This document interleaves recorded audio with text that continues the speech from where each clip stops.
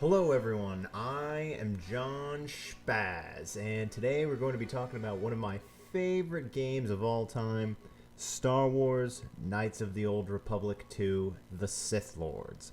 And I thought that this would be the perfect video to kick off my channel with due to its recent release on OS X and Linux.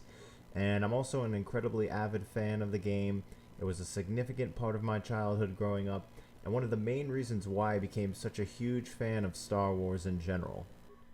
So, Star Wars Knights of the Old Republic 2 was developed by Obsidian Entertainment, mostly recognized for their work on Fallout New Vegas and Pillars of Eternity, and published by LucasArts.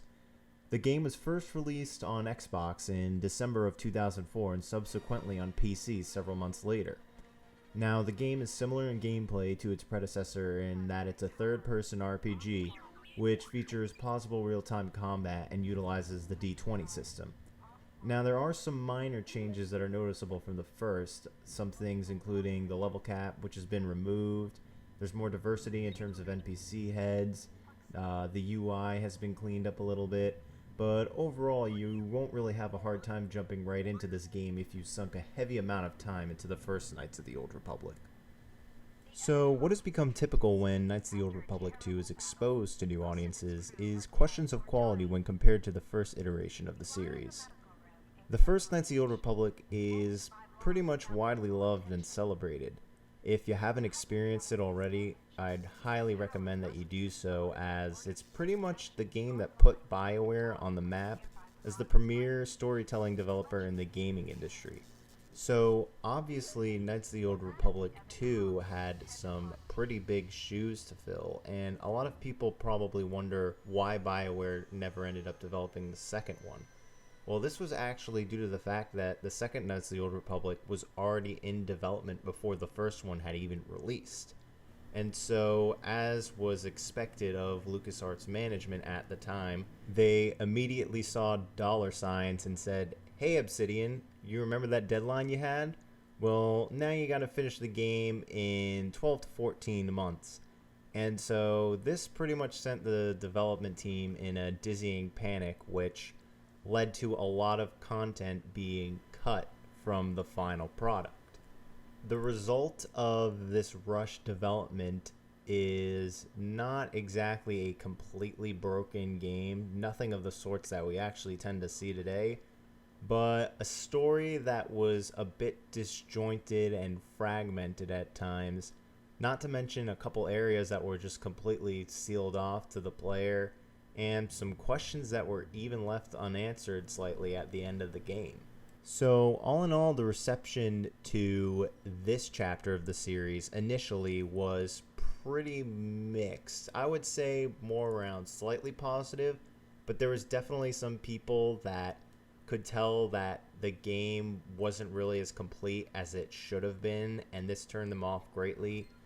I'm sure some people weren't content with the fact that Obsidian was developing it as opposed to BioWare, and so it never really gained the notoriety that the first installment of this series did, which is quite unfortunate because I'm here to tell you that this game is phenomenal and one of the best stories that you can come across in Star Wars, and I would say compared to many of the RPGs that we see today. Unfortunately, in later years, this game has really started to gain traction because it fundamentally transformed the story of Star Wars into something far deeper than we've ever experienced, and something that we've always questioned and really desired. Now, the first Knights of the Old Republic is a phenomenal traditional story. It just fills you with feelings of nostalgia that you experienced when originally seeing the first three Star Wars movies. This whole new universe, a whole new story with different races and backgrounds and interactions, and the entire galaxy is just spread out before you. And it's a great story that focuses on the concept of good versus evil, Jedi versus Sith. Great story. Now, the second one brings something very interesting and unique to the table. in that the game is not light or dark, but very, very gray. Now, of course, this doesn't mean that you can't play as a Jedi or play as a Sith, but the reason why the game has gained such wide respect is because it dives into many theological and philosophical concepts that we may have always wondered about Star Wars in the back of our mind, but have never had brought to the forefront.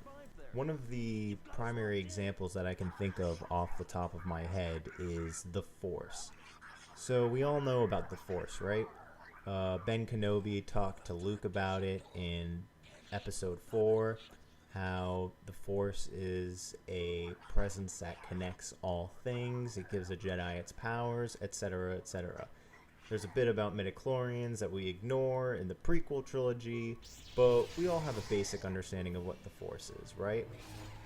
Now, what Knights of the Old Republic 2 does is it really takes the time to dive into what it means to be someone who can sense the Force, and it's really just so interesting to experience, especially if you're even a casual Star Wars fan. I am convinced that if you play this game and you're casually interested in Star Wars, you'll be more motivated than ever before to explore the inner workings of this universe, because this game just changes your perspective and understanding of the Force in ways that you wouldn't think. It asks questions like, what does it mean for the Force to have a will, or to have a light side or a dark side? What would it mean if a person who could feel the Force all of their lives suddenly had that taken away from them? And there's just a certain sense of realness and heaviness to it that I thoroughly enjoyed and just ignited my passion for Star Wars. And that's what I hope to achieve with this series. There's still a lot of questions and people out there that don't really know Knights of the Old Republic 2, and I've actually played through these games anywhere between 10 and 15 times, so I'm quite experienced at them.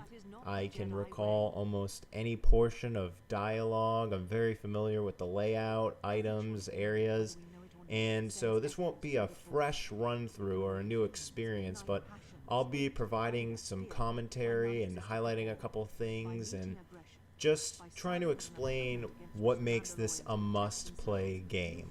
So I hope this has helped answer some questions you might have had about Knights of the Old Republic 2 and possibly piqued your curiosity enough to follow me throughout this series. So feel free to hit the subscribe button below, and I would love to have you guys for this journey. Turn away from it. Listen. Feel it echoing within you. Come. I shall guide you down the familiar paths. You will need it if we are to survive and escape this place.